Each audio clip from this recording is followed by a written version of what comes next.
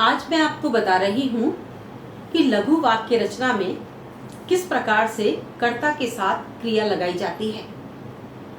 यदि आप सही कर्ता के साथ सही क्रिया लगाते हैं तो आपका वाक्य सही होता है। और संस्कृत भाषा में अनुवाद करने के लिए सबसे ज़्यादा जरूरी है कि आप कर्ता के साथ सही क्रिया लगाना सीखें। तो सर्वनाम शब्द जिस प्रकार से 9 बताए गए हैं, स तौ ते त्वम युवाम यूयम अहम आवाम वयम, उसी प्रकार से 9 क्रियापद होते हैं। पठती पठते पठंती हम वर्तमान कालिक रूप ले रहे हैं। पठती पठते पठंती, पठसी पठत पठत, पठामी पठावे पठावे। अब मैं आपको एक टिप्स बता रही हूँ जिसके माध्यम से आप एकदम कर्ता के साथ सही क्रिया लगा लेंगे। तो देखिए, आपकी उंगलियां हैं, इन पर आप इन शब्दों को याद कीजिए, सर्वनाम शब्दों को याद कीजिए और इन्हीं उंगलियों पर उंगली रखकर आप क्रियापदों को भी याद कीजिए। तो किस तरह से आप याद करेंगे? स तौ ते त्वम युवाम यूयम अहम आवाम वयम। इसी तरह से आपको वर्तमान कालिक धातु रूप भी याद करने हैं। कैसे याद करेंगे?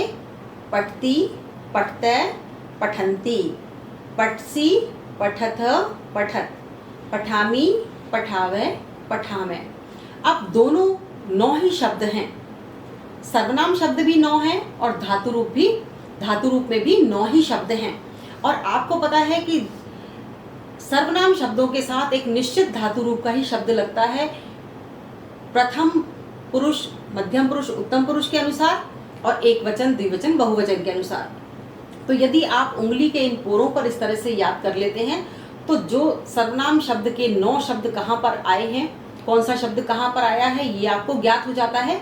और साथ ही साथ जब आप क्रियापदों को गिनते हैं तो आपको पता चल जाता है कि किस सर्वनाम शब्द के ऊपर क्रियापद कौन सा आया है।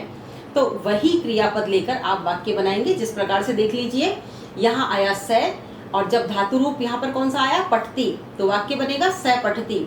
यहाँ पर तौ आया, तौ के साथ पठते लगेगा, तौ पठते, ते पठंती, त्वम पठसी, युवाम पठथ, यूयम पठत, अहम पठामी, आवाम पठावे और वयम पठामे। तो इस प्रकार से आप उंगलियों पर याद करके वाक्य बनाना सीखिए। इसी प्रकार से हम आपको भूतकाल के और भविष्यकाल के रूप भी समझाएंगे।